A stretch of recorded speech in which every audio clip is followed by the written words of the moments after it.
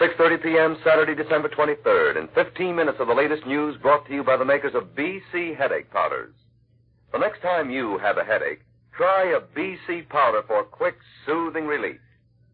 Now, here is Frank Singiser reporting from the WOR newsroom. Good evening. The hopes of the United Nations flew with the Allied airmen today as they took off for their first all-out blow at the week-old German winter offensive. With the weather on their side for the first time, thousands of warplanes, from flying fortresses to Lancasters to combat fighters, went out to meet the Hun, who in 8 heartbreaking days has broken from his defenses in the Siegfried Line and has driven back into Belgium and Luxembourg, back to within 29 miles of historic Sedan. And as the fury of Allied air power was unleashed, Berlin reported that General Patton's Third Army tanks have opened a great counterblow against the south flank of the 50-mile breakthrough area.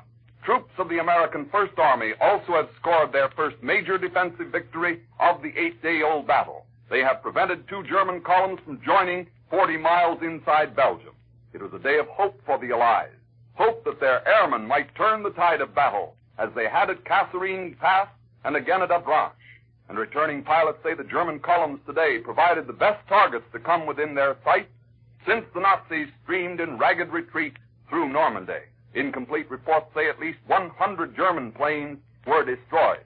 But it was also a day of prayer, because all the news was not good. Front reports indicate that the Americans have lost both Saint-Vith and Stavelot in Belgium after 2 time-saving stands. And farther south near the French border, field reports say German tanks have battered into Bastogne and swept on to within 23 miles of the French frontier. This report is particularly alarming since it is 48 hours behind actual development. It indicates that if the Germans are moving at even half their announced speed of a mile an hour, they may by now have reached France itself. 4 flights of big transport planes have dropped supplies to American troops in the Bastogne area. That town is spelled Bastogne. This indicates our forces still are holding out in or near the city. Another ominous note was sounded by the return to the air of what may be the Luxembourg radio. The station identified itself as the German radio and gave German news reports. But technicians say it probably is Radio Luxembourg. And if so, the city of Luxembourg appears to have fallen again to the Germans.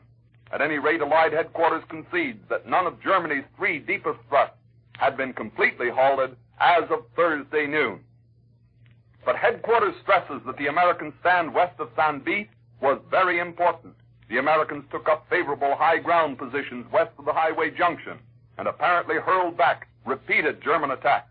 This stand kept apart the 2 most dangerous columns moving through Belgium. Meanwhile, 3 German parachute spies dressed in American uniforms are revealed to have been captured and executed behind American lines. United Press correspondent Walter Cronkite says the spy scare has gripped the capital of Paris as well. He says officials are warning that a 5th column may be attempting to rise from the sewers of Paris. And headquarters has confirmed that the Nazis now are busy trying to shatter American communications ahead of the advancing Germans.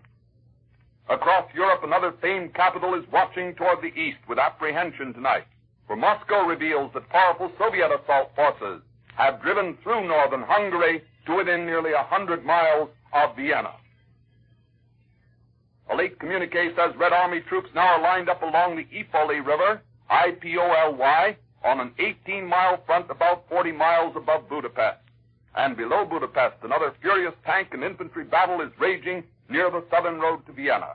Late reports say that 107 Nazi tanks have been destroyed in this battle. Berlin nervously reports that the Russian Bear is about to strike in a supreme bid to end the war this winter. Meanwhile, a Russian State Atrocity Commission says that the Germans have tortured and murdered some 700,000 persons at the great concentration camp at Lvov. The report says the prisoners included British and Americans, although the majority of the victims were Russians and Poles. One of the most monstrous crimes the Germans reportedly devised was a murder by ice. The prisoner would be stripped in midwinter and placed outside in a water-filled barrel until he froze to death. In Greece, some 20,000 anti-government Elas troops are advancing steadily in an offensive against rightist forces in the northwest mountains. The leader of the rightists has appealed to the British for help in fighting the Elas in his territory. And now, before the news from the Pacific, here's a word from Charles Stark. During this, the biggest weekend of the year, you want to make every moment count. A headache has no place in your scheme of things.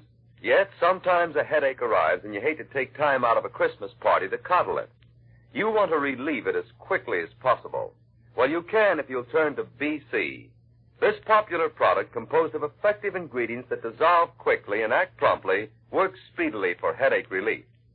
It is put up in a plant which is under the constant supervision of a registered pharmacist and is prepared with a keen eye towards your welfare. You'll also find BC excellent for the relief of neuralgic pains and muscular aches. So as a precaution, buy a package of BC headache powders tonight and be free to enjoy yourself to the fullest this weekend. Use BC only as directed and consult a physician if pains persist or recur frequently. More news and Frank Singiser. American airmen have turned their raids against the chain of islands guarding the southern approaches of Japan into a full-fledged offensive. They have focused their guns on that string of bases for the 15th straight day. Admiral Nimitz reveals that Mitchell bombers, flown by Marine pilots, have hit Japanese shipping in the Bonin and Volcano groups, firing at enemy vessels with rocket projectiles. Liberators of the Pacific Strategic Air Force also joined the attack, bombing Iwo Island, 750 miles from Tokyo. The communique does not reveal results of the joint attacks, but American raiders during the past 2 weeks have taken sizable tolls of supply boats and airstrip installations in the island groups. North of Japan, liberators of the 11th Air Force have bombed and strapped targets on Onikotan Island in the Kuril chain, meeting only meager anti-aircraft fire. All our planes returned safely from the Kuril raid. The Nimitz announcement reports other smaller operations against the dwindling enemy island ring in the southwest Pacific. Marine fighters have bombed and strapped supply and ammunition dumps on Babeltaup, the largest enemy-held island in the Palau group. That island is spelled Babelthaup. Marine torpedo planes hit installations at Yap in the far western Carolines. Other planes have assaulted Pagan Island in the Marianas and Japanese garrisons in the Marshalls. Announcement of the new series of air attacks follows Japanese reports of continued superfortress activity over Japan itself. Radio Tokyo says 2 more B-29s have flown over southern Honshu Island, presumably to check results of yesterday's B-29 blow on Nagoya. And earlier today, the enemy radio said a single superfort dropped fire and demolition bombs on Tokyo. A late communique from the live Philippine headquarters says American heavy bombers escorted by fighters launched a surprise attack on Clark Field on Luzon. Disorganized Japanese ground forces on Leyte Island are watching their last chance for escape wither away under a steady barrage by American artillery.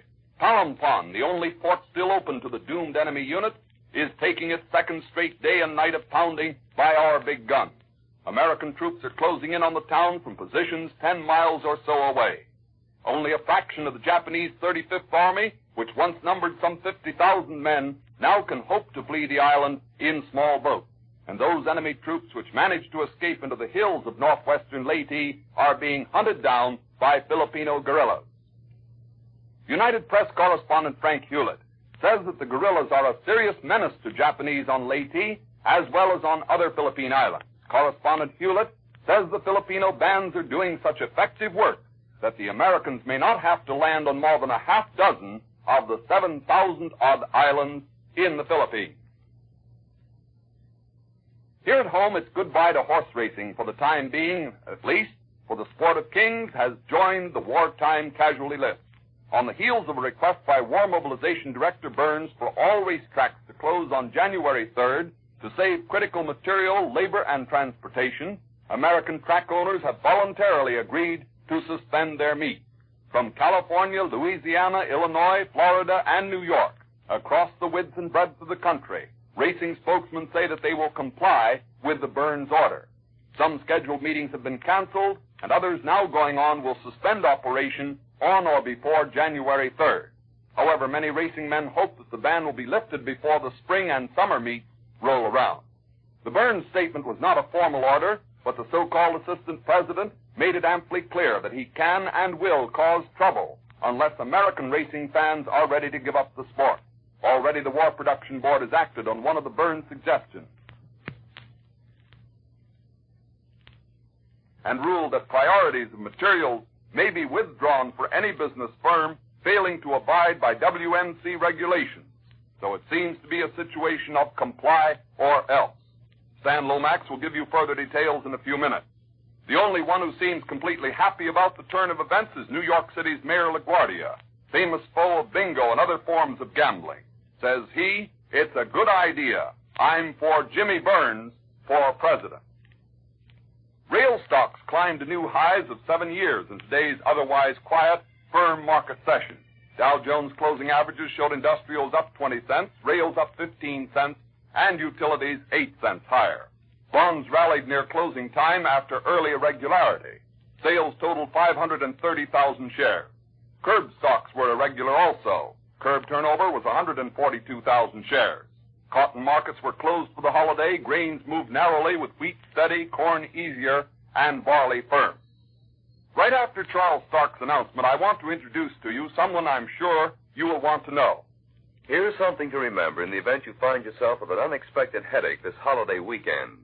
A BC headache powder taken right away can help relieve the disturbing pain. That means a great deal when you're in a hurry and haven't time to spare. BC is composed of several different and fast-acting ingredients in powder form. These ingredients dissolve quickly and can promptly soothe your headache. Yes, and BC is on sale at all drugstores in 10 and 25-cent packages. Carry it with you in your pocketbook or wallet. You'll be prepared for that next headache and several headaches to come. Use BC only as directed and consult a physician if pains persist or recur frequently. Remember, BC headache powders are on sale at your drugstore. Just the letters B and C. Once again, Frank Singiser. Many of the listeners in this audience know that recently I have been given an additional news assignment on WOR Mutual. In fact, I'll be on the air over WOR Mutual at 8 o'clock this evening. In connection with my network broadcasts, I have assumed certain responsibilities which make it physically impossible to keep up my 7-day-a-week schedule. It is with great regret that I've had to make this decision.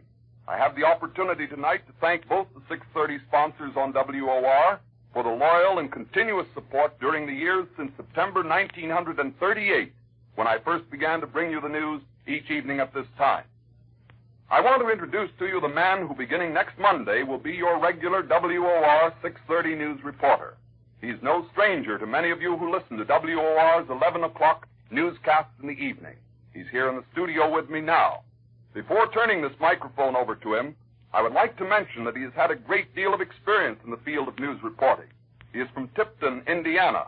In addition to his work for Universal News Service as telegraph editor on the Indianapolis Star and also as wire editor of Associated Press in Detroit, Fred Vandeventer has also been well known throughout the Middle West for his crisp and accurate news broadcasts. He has already made a name for himself here at WOR. Here is Fred Vandeventer. Thank you, Frank Singiser.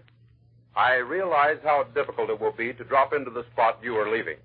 You've built up a tremendous following among people who appreciate truthful reporting of the news. And ladies and gentlemen, it's been a tremendous responsibility to report that news during the past 7 years.